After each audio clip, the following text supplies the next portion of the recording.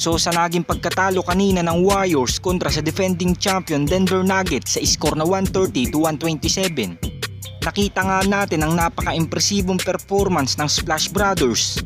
Ngunit bukod nga sa nagawa ni Klay Thompson at Stephen Curry, isa nga rin si Jonathan Kuminga sa nakapagbigay ng matinding impact sa team ng Golden State Warriors.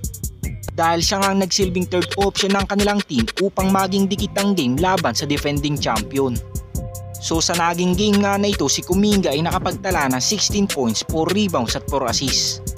At hindi pa nga dyan kasama ang iilan niya mga defensive play na kung saan ay talagang nakapagpahirap sa team ng Denver Nuggets.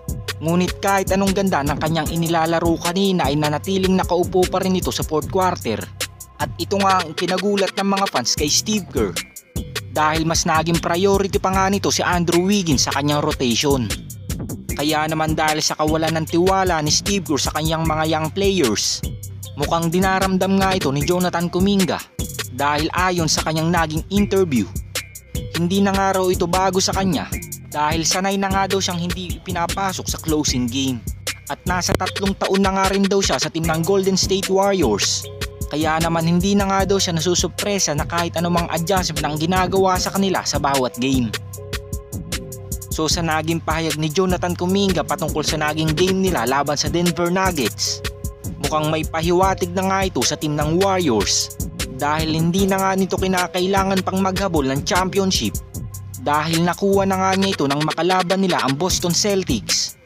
At ang tanging kinakailangan na nga lang niya sa kanyang karir, magkaroon ng mahabang playing time sa isang kupunan na alam nating magtitiwala sa kanyang kakayahan.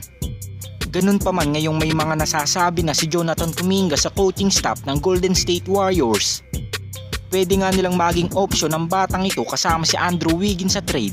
At kahit nakakapanghinayang ang kanyang potensyal, mas mapapakinabangan nga nila ito kung isasakripisyo na nila si Jonathan Kuminga, dahil hindi talaga malabong iwan ito ang Warriors. At ito na rin siguro ang pagkakataon ng Warriors na i-trade na si Jonathan Kuminga at Andrew Wiggins kay Pascal Siakam. Dahil kung nagpapahiwatig na nga si Jonathan Kuminga na iwan ng kanilang team ay mas magandang makakuha ito ng kapalit. At hindi na rin siguro ito matatanggayan pa ng Toronto Raptors, dahil magagamit pa nga rin nila si Andrew Wiggins pagdating sa depensa. At mas mapapakinabangan naman nila si Jonathan Kuminga ng mahabang panahon sa kanilang team, dahil sa ngayon nga ay nasa 21 years old pa lamang ito. At nakikita na nga natin na napakataas ng kanyang potensyal na maging magaling na player. At ito lang ang ating NBA updates ngayon mga Lods. At kung hindi ka pa nakakapag-subscribe sa aking channel, subscribe mo na yan para updated ka sa ating NBA season ngayon. Salamat po.